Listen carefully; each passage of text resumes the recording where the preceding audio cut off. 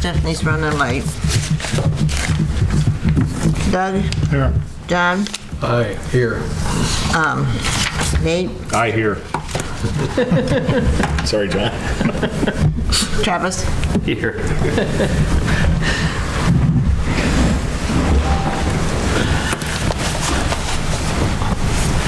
I pledge allegiance to the flag of the United States of America and to the republic for which it stands, one nation, under God, indivisible, with liberty and justice for all.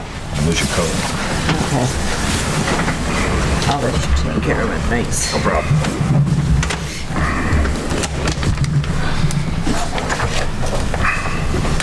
Okay, consent agenda. Motion to approve? We have a motion, do we have a second? Second. Travis? Aye. Nate? Aye. John? Aye. Doug? Public input, this is the time if you wish to discuss something that's not on the agenda to do so. Moving on.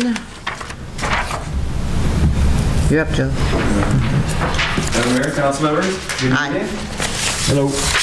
Joe Harady with the Solid Waste Agency, here to give our annual update on services and programs available to all the residents of Lisbon. Give you the brief history of the agency while I pass this out. We formed back in 1994 when the city of Cedar Rapids and Linn County combined under a 2080 organization. We have a 9-member board of directors with 6 officials from the city of Cedar Rapids, 2 Linn County supervisors, and 1 appointee from the city of Marion. You do not receive any taxpayer dollars. All garbage pays for all of our services and programs I'm going to talk to you about. And we operate 2 locations.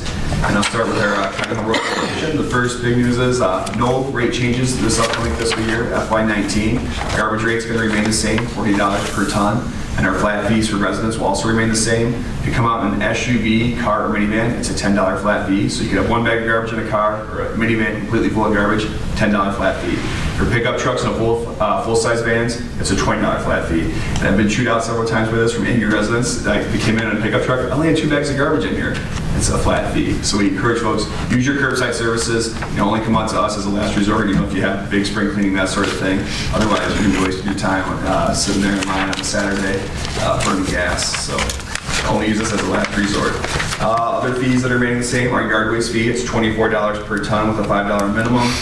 We do have to charge for TVs and monitors when they come in, and that's going to remain the same for the smaller TVs and monitors. If it's 18 inches or smaller, $10 per unit. For the larger ones, that's $15 per unit. That does include the old CRT TVs. We still do see a lot of those coming in.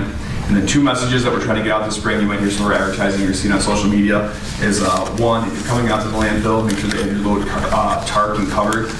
This time of year, now the snow is finally seems like it's going to stay away. All those loads that are coming up Highway 13 and now County Home Road, little things blowing off of them. We have temp workers out this time of year going up and down both roads, picking all that up.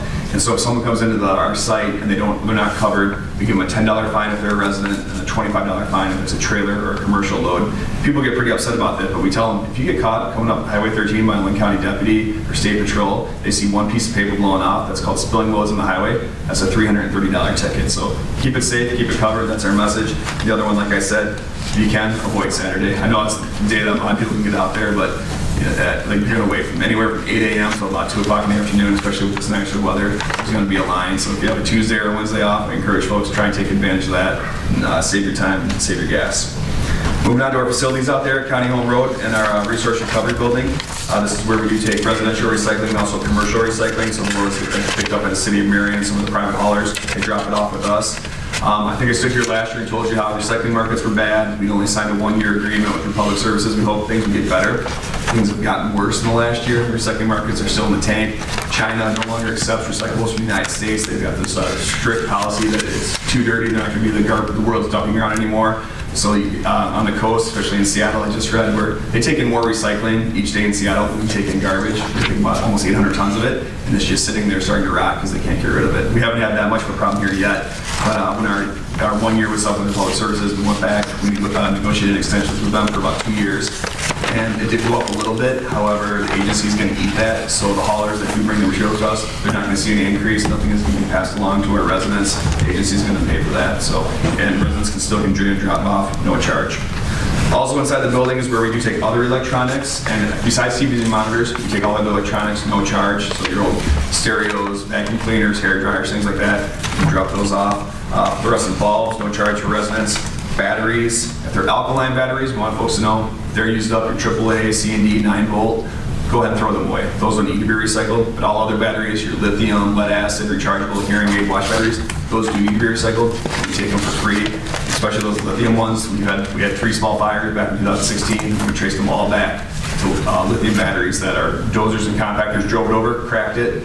Whatever's inside the nights with the air, it was like a spray paint can, you pierce and the plume comes straight up. So we have a person whose job is to look out for things like that, but you don't have a spotter to do the bad things. And the other thing, of course, is household hazardous materials. We don't paints, chemicals, stains, cleaners. We don't want those going down the drain, so we can take those for no charge. Anytime we're open, Monday through Saturday, 7 to 4:30, no appointment necessary. As long as it's coming from your home, not a business, it's free. And then just outside our facility are a couple of the other materials that we do take. These fees are remaining the same. Appliances, $9 per appliance. Tires remain $3 per tire, up to 8. And if you have a bigger load than that, it's 15 cents per pound. And then scrap metal that you can take for no charge. I tell folks, if you think you have scrap metal that has some value, don't bring it to us. We basically get like old lawnmowers and snowblowers. People want things that are rusted out. If you have a load, like some fencing, some valuable metal material, take it to a scrap dealer like Marion Iron, because they do get paid for it. We just drop off, and that's not what we do. Environmental education, we do have a licensed teacher on staff. This is his busy time of the year where he's either out in schools or we have about every 6th grader in the Linn County area comes through the landfill to see where their garbage goes. And he's available to work with other groups, Boy Scouts, Girl Scouts, youth groups. So if you know anyone who's looking for environmental curriculum, get in touch with us. We can schedule a tour or you can come out to your facilities. Our landfill gas energy system is still going very well. It used to be that we flared off everything out there in County Home Road. Now instead of just burning off the methane and other landfill gases, they get taken into this engine, converted into electricity, and it creates enough to power about 1,100 Linn County homes each day. And there actually might be the opportunity as the landfill ages, more gas is being produced, we can add a second engine and create even more electricity. So if you ever go down Highway 13, you don't see the flare going, that means we're creating electricity, and that goes down for maintenance, which is every couple months. The flare comes back on, so those gases are never building up. And also at our county home location, I have a picture here. You see one of our monarch rearing tents. We actually have 3 of these on site. And in the past 2 years, we've had about 500 monarchs emerge out of this. Go out there and help pollinate. We realized monarchs, they need milkweed. So we're like, we got to plant milkweed, but to do it the right way, you're supposed to have a prescribed burn. We just talked about all those landfill gases out there, methane. Probably not that good idea to do a burn. It's actually against the law. So instead, we brought out 240 goats. If you were out there last September, October, we had the goats out there. About 30 days, they did 1 acre a day, the original 30-acre landfill site when you come in there. It was probably the coolest thing I've seen out there in 8 years of being at the agency. They just had a portable fence, changed about 1 acre each day, took them down there. Once they were completed, they replicated the effect of the prescribed burn. We put down a pollinator seed mix, and we're hopefully this summer and fall, those pollinators will come back up and the new monarchs emerge. The food form right there. Moving on to our Cedar Rapids facility, home to Mount Trashmore. We have a picture there of our scenic overlook. The overlook up at the top of Mount Trashmore is basically done. There's still some landscaping work we're going to be doing yet this spring.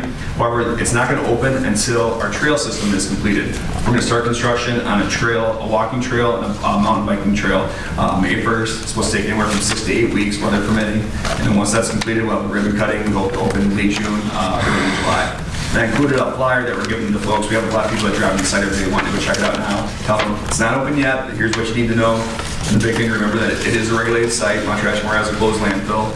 There will be limited access to it when the facility's open. It's not going to be like a trail that you can get on and off whenever you want. There will be limited access. But we're really looking forward to this. We think it's going to be a really great community asset, and it has a heck of a view.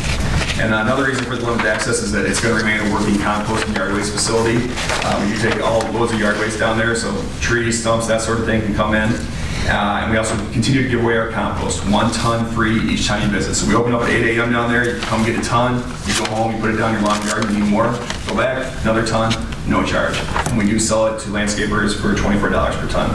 Now wrap up with here, because the City of Lisbon, I saw you guys just renewed your contract with Johnson County Refuge. You offer curbside recycling services, and thank you for continuing to do that. The agency will give you your recycling incentive check when in July, when the new fiscal year rolls around. And for FY19, Lisbon will receive $4,813. And I just want to wrap up by saying thank you for being a member of the Southwest Agency and understanding that we can do for Lisbon. Please let us know, and we'll try and do it. Any questions for Joe? I follow up on one thing that we talked about last year. Doug, we talked about the model bill last year and what was going to go on this session. Nothing did happen. There were several proposals, either to do away with it, a couple to expand it. And again, nothing happened, but I think it's a fight that will continue to come up each year. And I think the points that I made last year about the model bill being good, because it keeps material out of the landfill, it keeps a clean recycling stream for the materials that can actually be reused, and of course it keeps our streets and roads clean. So we'll continue to fight for that on behalf of Linn County and all of Iowa. What happens with us collecting glass now? It goes in the recycle bin. We're Will still, they recycle that out there? Johnson County? Up in Johnson County, I don't know if they bring us their recyclables, because we don't take glass in the I didn't think so. curbside stream. Now, if he picked up glass directly, they can take it I to think a- it goes to Republic. Yeah. But we are still picking up glass. We what? We are still picking up glass in our new contract. That's one of the Okay. reasons we went with that one. Because they were one of the only ones that would.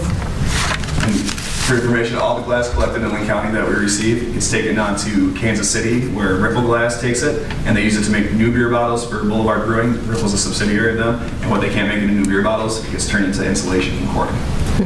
Okay. Well, thank you, Joe. All right, thank you. Thank you.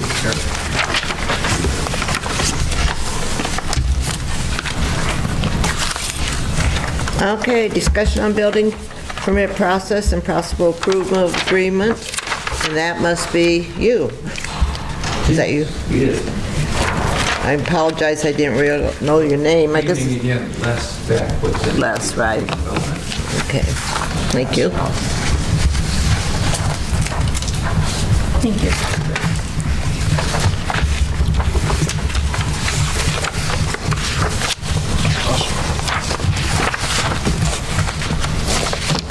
Thank you.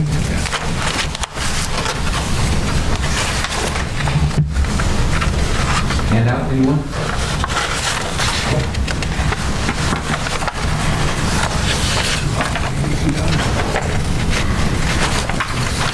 So again, my name is Les Beck. I'm the Planning and Development Director of Vernon County, and I think it was last fall, was it? In the fall that I was here with Andrew Owen, our building official, and Becky Johnson, our office manager.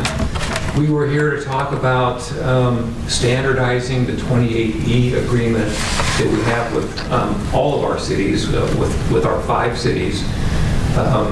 And rather than having a different process and a different agreement with each city, we want to move to a standardized agreement that would make it the same process for all of our cities. That process would have all permit applications made at our office in Cedar Rapids.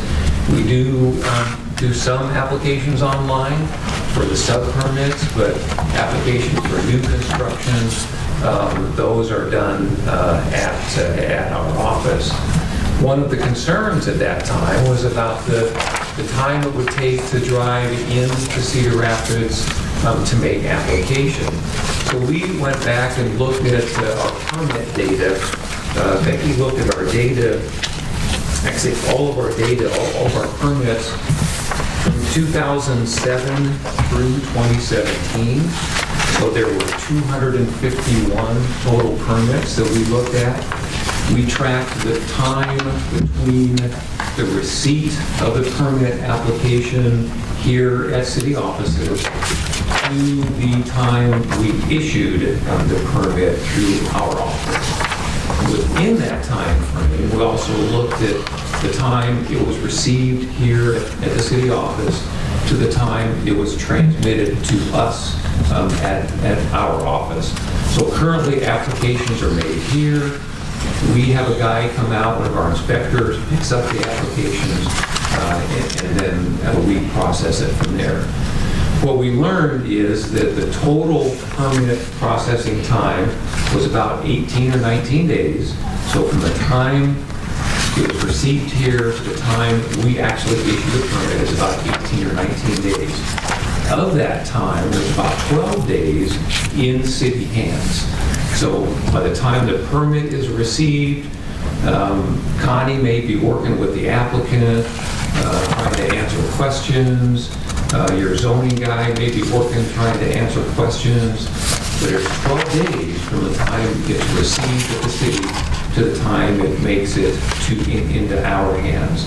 And then about 6 days, then in our hands, by the time we receive it, we do the plan review and issue the permit. So one of the other concerns was about perceived inconvenience to your residents. So to drive to our office.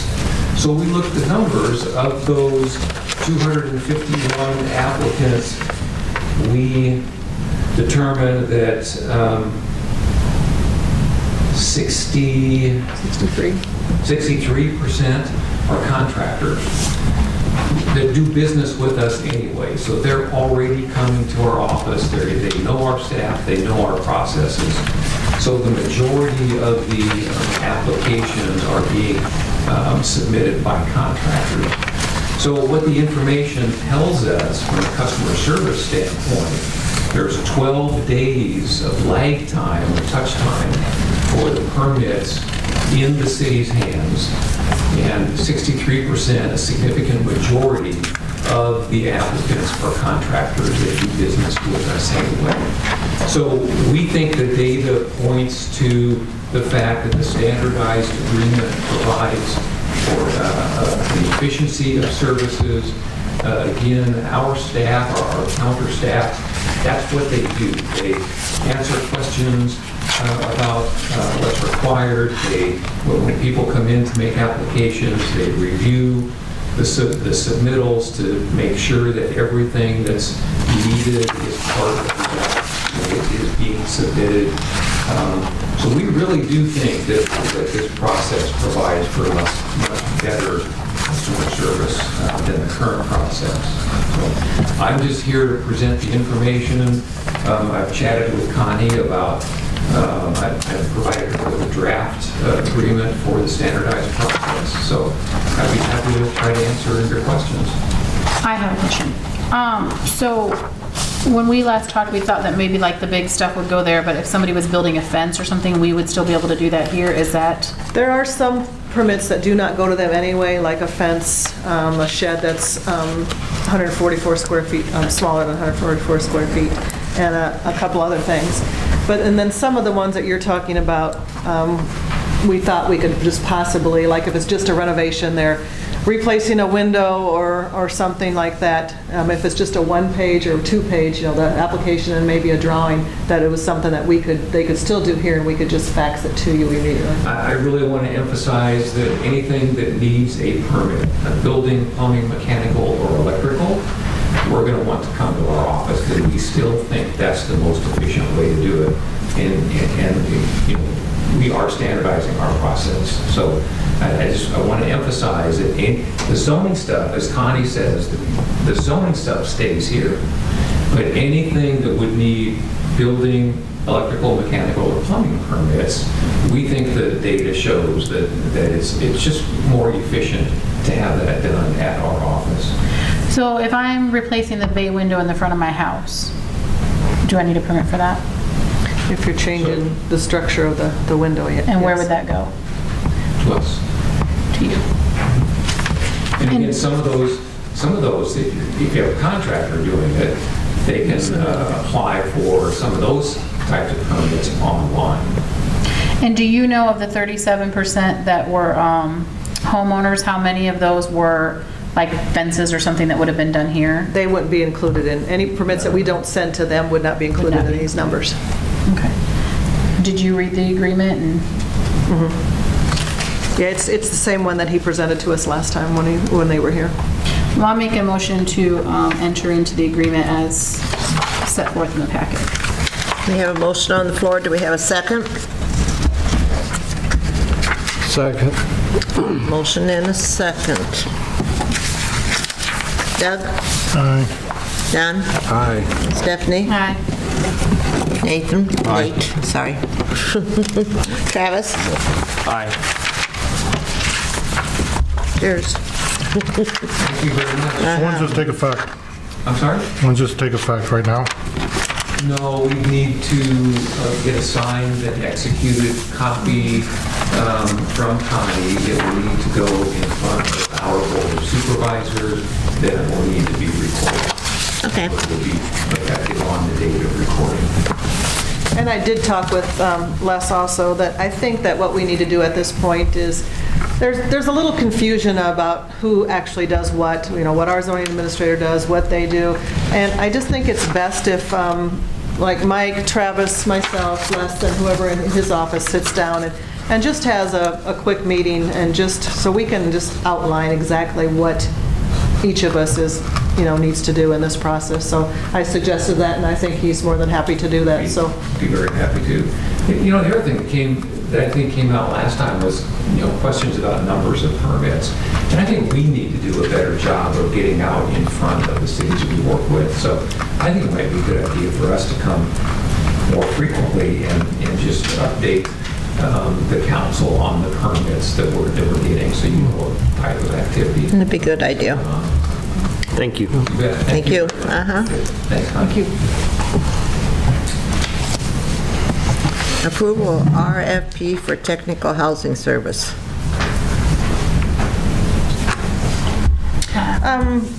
They changed this is to do with our housing renovation grant that we're going to be applying for, or that we're trying to get approval to apply for. They changed the rules, and they decided that we would need to go out for requests for proposals to hire a company to administrate that grant. And I did send out for requests for proposals for the technical housing services part of it, and the only person that did apply was ECOG, who we've used in the past, so I recommend appointing them for the technical housing services for that grant. Make a motion to approve. Motion, then a second. Okay, Doug. Aye. John. Aye. Nate. Aye. Travis. Aye. Might ask Stephanie too. Aye. I don't have your name down. I was late. Stephanie. Aye. All those opposed, same thing. Okay, Connie, I have a question to ask you. Sure. Do we need to have a motion on B for possible approval, or did we do that? We just did. Stephanie made a motion, and Okay, I didn't know if that included that. Okay. Did you get Stephanie's name on that? Stephanie made the motion, and Travis, I believe, seconded it? John. Oh, John No, I did. think John it's John. seconded it. She's talking about on the last thing, did you get me? On 5B. On 5C, did you get me with an I? 5C, I did, yes. Okay. Okay. We'll move on. Discussion and possible third and final reading of ordinance 3218 regarding chapter 16518 Highway Commercial District. We did pass the second reading at the last meeting, so we're to the third and final reading. Motion to approve the third and final reading. We have a motion. Do we have a second? Second. Motion and a second. Travis? Aye. Nate? Aye. John? Aye. Doug? Aye. Stephanie? Aye. Discussion and possible second reading of ordinance 04-2018 regarding chapter 16514 Mobile Home Park Residential District. And we did pass the first reading at the last meeting, so we're to the second reading. Motion to approve the second reading of ordinance 04-2018. Do we have a second to that? Second. Motion and a second. Travis? Aye. Nate? Aye. John? Aye. Doug? Aye. Stephanie? Aye. Discussion and setting a public hearing for fiscal year 18 budget amendment. We need to set a public hearing for that. Next meeting, okay? The next meeting, yep. Yeah. Motion to set the public hearing for May 14th. Okay, Second. okay. All those in favor signify by saying aye. Aye. Discussion of setting a public hearing regarding ordinance 05-2018, revisiting chapter 10605, disposal requirements. There was just a few changes that are going to need to be made to our refuse disposal ordinance, so we would need to change those by ordinance, so we would need to set a public hearing for the next meeting. Okay, Motion to set a public hearing for May 7th. Second. No, sorry, 14th. 14. Second. Okay, Stephanie? Aye. Doug? Aye. John? Aye. Nate? Aye. Travis? Aye. Public hearing regarding sanitary sewer rehabilitation plans and specification. Proposal form of a contract and estimated cost of instruction. Need to set a public hearing for that. This is This going is- to public hearing. we need to Make a open a motion to go on public public hearing. Yeah, we're going into public. Going into Second. public hearing, I'm sorry, okay. Doug? Aye. Stephanie? Aye. John? Aye. Nate? Aye. Travis? Aye. Okay, we're in public hearing. I guess you're the public. I'm the public. This is for the CDBG and SRF sanitary sewer rehabilitation project, and this is generally from Main Street to the railroad. That's the general limits north and south, and we're looking at Franklin to Monroe is east to west of that section of town, older part of town. And we would be lining sewers, replacing and repairing manholes, and fixing any point repairs in the sewer that are problematic as part of this project. The estimated project cost is $1.1 million, and we're paying for this one. SRF and CDBG. The SRF is a loan. CDBG would be a $600,000 grant. So, any questions? Where was this again? It's between Main Street and the railroad, that section of town, and then from Franklin over to Monroe, that east-west boundaries. Okay. There's a couple houses to the east of Monroe, so it would include a house or two deep. Almost to Buchanan, but Yeah. it's kind of right in that area. Some of it goes half block past there, but that's general limits. Yeah, like on 3rd and 2nd they go. That's 1.5 million. 1.1. We're gonna hit gold when we're doing that, I'm sure. For oil. Well, we're getting a grant on that, Black too, girl. You're what? Yeah. We're getting a grant on that, too. Yeah. And what will that involve, other than, you said, now will it be working on, will we have to dig anything up, or, so what's all going to be involved? So there are some manholes. There's really what they are is old flush tanks. So in an older system, they used to have a setup where they had a small water line that went into the sewer and operated a lot like a toilet. Once it got full, you'd crack that water valve, so it took about 24 hours to get full and it would flush. Those are now outlawed. They Yeah. don't want to have any sort of cross connection between water and sewer systems. So they also make it difficult for cleaning the sewer for jetting because they don't provide access. So those have to come out. We're going to replace those with a manhole. So there is some digging in order to do that. There's also, in order to line the pipe, you have to have it pretty smooth inside. If there's any breaks in there or defects, we can't get the liner through, so we have to dig up those spots we found through televising before and repair those so that we can put the liner through. And what that liner is it's almost like putting a new pipe inside of the old pipe. If you put it in, it's a sock that has a polymer that goes with it. Put it in, they blow it up and they add heat to it and it makes that hard. So then it seals off any sources of water that could otherwise get through that pipe, cause undermining of the roadway and that sort of thing. So we're trying to cut down on our inflow and infiltration, fix the sewers that we know have problems, and replace those manholes that are also creating issues. But a lot of it will be sleeved from like the end of my street to the other Yes. block. It won't actually dig up my actual street. No, we won't dig up the street. We'll Okay. blow it- They'll stick the liner in and blow it through and then heat it up, and that cures inside. And they have to go back through with a small saw and a camera, and they know where the services are because there's a little bubble there. They cut those back open so that we have an opening for the service to come back through. So it's pretty non-invasive except for the areas where we have to dig up to fix the pipe to get the liner through or to replace the manholes. Will there be time periods where each of these people that live there will be without service for, is there an estimated time period on those? So generally what you'll see is there's about an hour or two when they're setting up and putting that liner in. They really don't even do the laundry or anything else because it would get in between the liner and the pipe.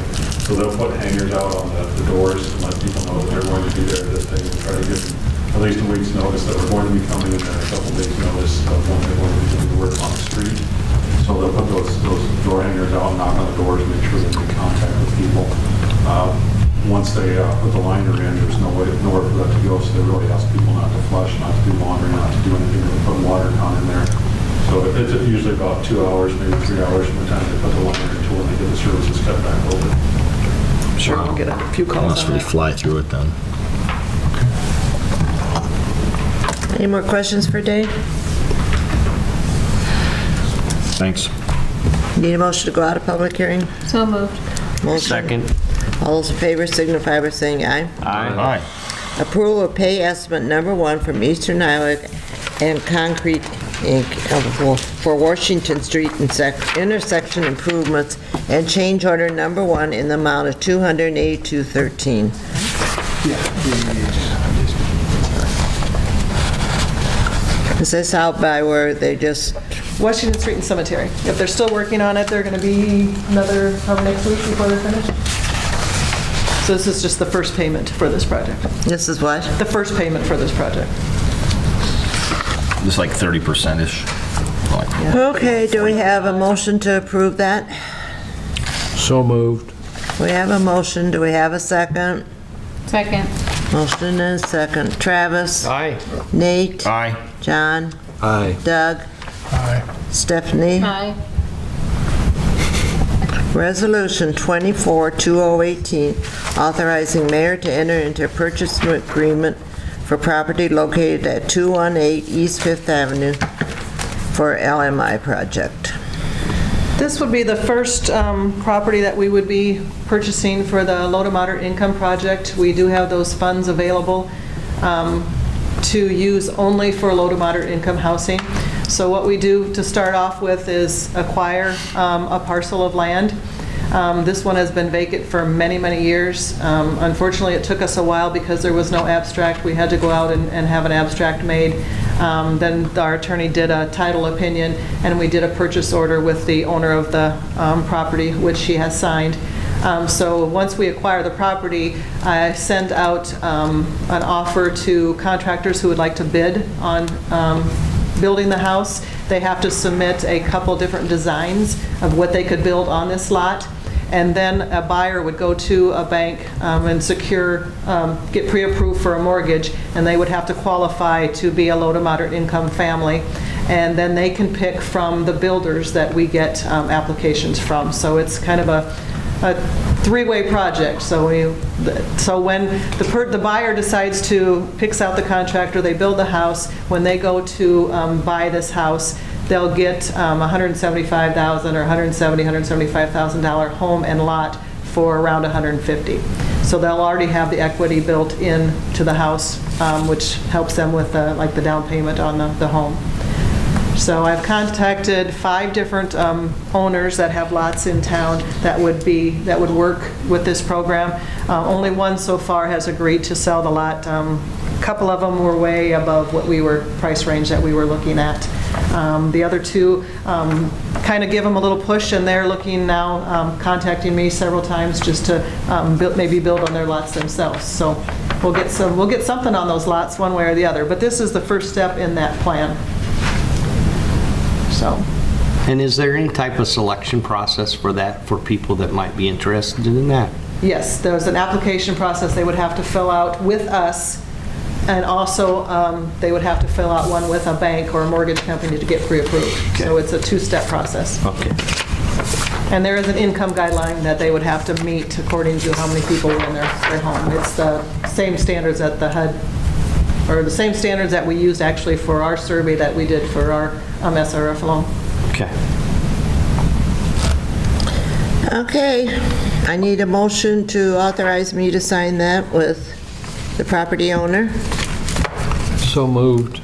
Do we have a second? Second. Okay, Travis? Aye. Nate? Aye. John? Aye. Doug? Aye. Stephanie? Aye. Resolution 25-2018, approving summer help. We did put an ad in the paper, and so far we've gotten 2 applicants. One of the applicants worked with us the last 2 years and did an extremely good job. So what we're hoping to do is use her a few more hours than just the 4 hours a day that we did last year. Kelsey took care of all of our planners downtown, and she just walked circles around the other employees. So we're happy to have her back again this year. And Caden Kilberg was the other applicant that applied, and we would like to offer him the position also. I'll move to approve. Are there more positions open then, Connie, or what? I don't know at this time. Right now, we're going to try to see how it works with just running her more hours, and then Caden too on what's available. it's nice to have multiple kids to get a lot of stuff done, but by the time you get them set up on a project, like painting hydrants, and you only have a 4-hour window with them, by the time they get set there, get the paint ready, they'll get 1 or 2 hydrants, and then they got to clean everything up. So we're hoping to use the 2, maybe 6 hours or a little bit more during the day instead of, because it did happen quite a bit last time. By the time Kelsey gets done with the planters and helping at the park, then it's time for her to go home. When they're gonna start? As soon as they're out of school. Kelsey is in college, so she might be ready a little bit sooner than Caden. Caden's going to be, I think he graduates this year. Graduates this year, so as soon as he's done, he was ready to start, and then there'll be a week that he's taking a trip with his family, which we said, sure, we're more than happy to let you do that. So as soon as they're out of school, we're going to get them started. And they'll be helping Drayton a little bit too, maybe this summer with weed eating when he's mowing and that kind of stuff, the park trails. Make a motion to approve. Travis did, so you want to second that? Oh, yep. Second it? Yeah. I'm just an afterthought. Forgot after the discussion. Travis? Aye. Nate? Aye. John? Aye. Doug? Aye. Steph? Aye. New business. There's one thing that I wanted to bring up. It's not on the agenda, but it has been brought to my attention several times. We're still having some issues with parking downtown, even though it's a great problem to have. There still continues to be a lot of the business owners or employees that work downtown that are parking in the street, and it's preventing customers. The biggest problem we're having right now is people are parking all day in front of both body shops. So when they have a client come in that has a damaged vehicle, there's no place for them to pull up so they can come out and inspect the vehicle. So they asked me also if we could look at this parking regulations. So I did send letters out last time this was brought to our attention to all the businesses, asking them politely if they could please park behind or, keep the spaces open for patrons of the businesses. We do have Addie's now that serves lunch, and there's a lot of cars that come down there, and the escape room is open. A lot of their clients come at night, so it's not as much, but there is starting to be an issue with parking. I did pull the parking ordinance, and it is extremely outdated. It even has in here that there's no parking at, 125 East Main Street between the hours of 8 to 5. So, somebody parks there every day. But years ago, that used to be a furniture store, so they use that parking space for loading and unloading only. Now, right now, it's Kiki's, which is empty, so it's no big deal. But going through this, there was several. It even states that there only angle or diagonal parking is permitted in the 2 blocks of downtown, which we have part angle, part straight. So there's just a lot of things that we need to address. So I just wanted to let you guys know that it has come to my attention again. I was asked to place it on the council agenda, so it will be on the next meeting. You probably will have some business owners that want to come and talk to you about it. I can send you guys all a copy of the current ordinance. I'll email that out to you probably tomorrow, so you can review it before the next meeting. And we can just take a look at it, just see what we want to do. That, there could be an option that maybe some of the downtown spaces we want to be 2 hours or 4 hours, but there are a couple of business owners that don't have a place behind, so they don't really have a choice. But it's just, I just wanted you guys to be aware that there will be people at the next meeting to discuss this with you. That's all I have on that. Would you have, by any chance, like something that you would recommend us using in place of what we currently have, or you haven't looked at it enough? I really haven't looked at it enough yet, but I did talk to Travis, and usually we paint the lines downtown right before sauerkraut days, but we're going to paint them earlier. It's going to be one of the first things that we're going to do when the new kids come. It's because there's so many spaces down, especially in front of the Escape House, D&D Body Shop, and Nick Walton's place, that there's a parking space, but then there's a big gap, there's a parking space, and they have no way of knowing if that big gap is an actual parking space, so we're going to highlight the parking spaces, maybe put an X or no parking or something in the areas that are in front of a door, because people are even parking in front of, the body shop doors, Nick Walton's door, and sometimes he comes to get stuff and he can't get in his own business. So we're going to address that first this summer and just put some type of whatever's easier for them to do with the painting, either no parking or a big X or something. And people come from out of town now for the Escape House, and they have no clue what what the parking spaces are downtown, because we just don't really have them designated enough. So that's one of the things we're going to do first, and then we'll look at this ordinance. Is there an attractive way we can paint on the front of the driveway style curb, like Nick's and Albright's? We have a template that I'm going to use. Well, I mean, you got, like, I can see right now, you know, on the corner of the History Center over there, we paint the curb yellow where you can't park, but I'm not sure that would be very attractive on the main street, but that could denote no parking also, or something similar to that. Right. Yeah, we're just going to use our no parking template. And Okay, then it'll just a be stencil block- and paint Yep, and- Yep, it'll be block letters, and it'll be easy to maintain. And Okay. And we did order a couple more signs because our no parking signs, we don't have those up yet, do we? Have we got those in? Where there's no parking downtown, you know, with the snow during the, 2 a.m. to 5 a.m. or whatever. So we decided we're going to take them farther down the street so it's really clear to everybody. So the signs go, 2/3 of the way down, but we're going to put 2 more signs on the east end of town, just so, of Main Street, just so people are well aware. Okay. But I will get this off to you guys so you can review it before the next meeting. Okay, Dave. Just a couple of things to report on. I've been looking over the preliminary plat for Novak Estates Part 6. They submitted that, so that would probably go for planning and zoning here shortly. It will, in May. So that's a nice thing to get finished off. I think that's the last phase that they have open. Should take care of the last few lots on that. And then the wastewater plant, we're still working on that. They're coming along pretty nicely on it. Had pretty good working weather down there. They've got the structures in, just waiting for, again, some of the last pieces of equipment to ship so they can get that wrapped up. So coming together pretty nicely.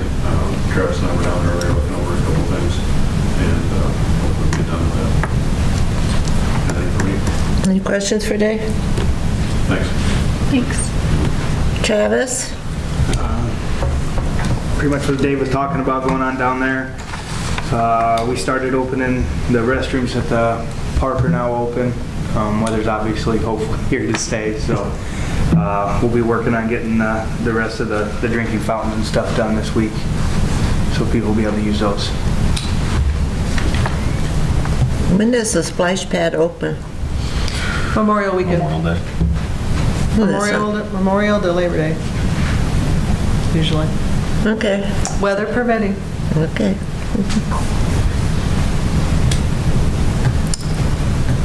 Police chief report? Jill, none? Speed limit on Sylvan Road is 35. Okay, fire Those chief haven't been report? stopped yet. None here. City of Brandon is not here today, but he did want me to report to you guys that he did check on the smoke alarms, and the state will not have any more right now. They're going to notify him in the future if they do get more, but for right now, they don't have any more. So he just wanted me to relay that to, since they discussed it at the last meeting. Do you have a cost on them? He said 10 to 15 per unit. Some of the houses, I think, took 3 or 4, though. But they do have, he said he had 2 houses? I think he had a couple houses left that still were on the list. So it just depends on how big the house is and how many they need. But he said they were $10 to $15 per smoke alarm.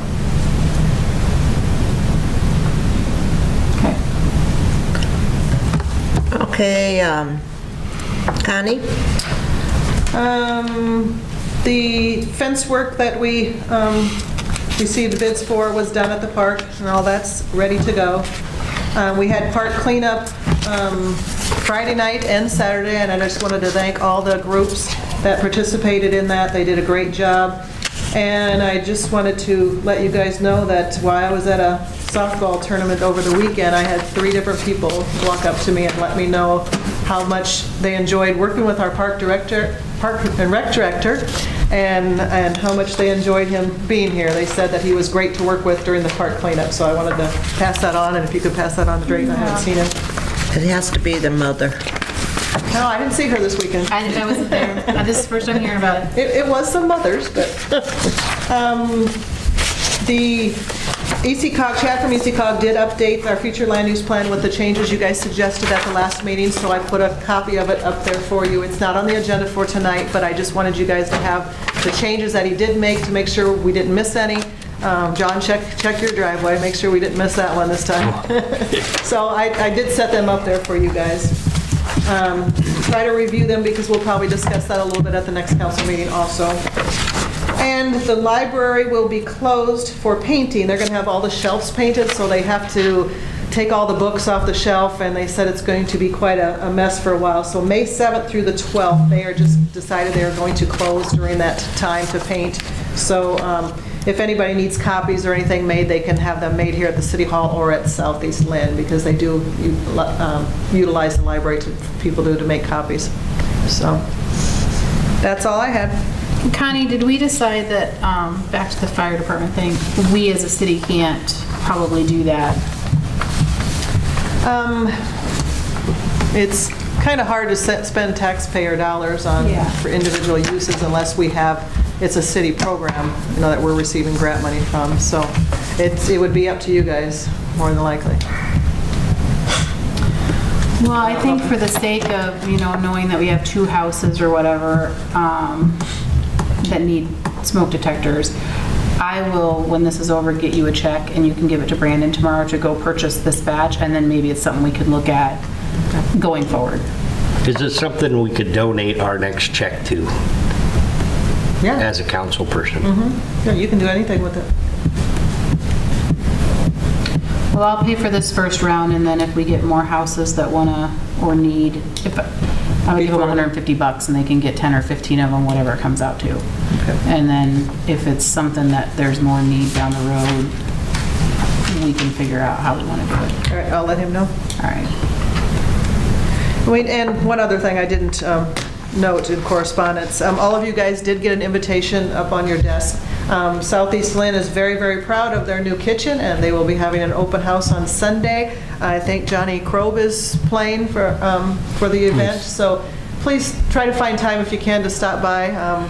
The city did help with some of that project, and we did get funds from Whitetails, Rotary Club, Catholic Church, and Greater Cedar Rapids Foundation and the city. So it was a joint project, and it looks wonderful. Mike Williams volunteered some time and did some painting down there. So A lot of time. Huh? A lot of painting. So make sure you show your appreciation and stop down there this Sunday. It looks really good. Or if you can't make it Sunday, stop down at another time.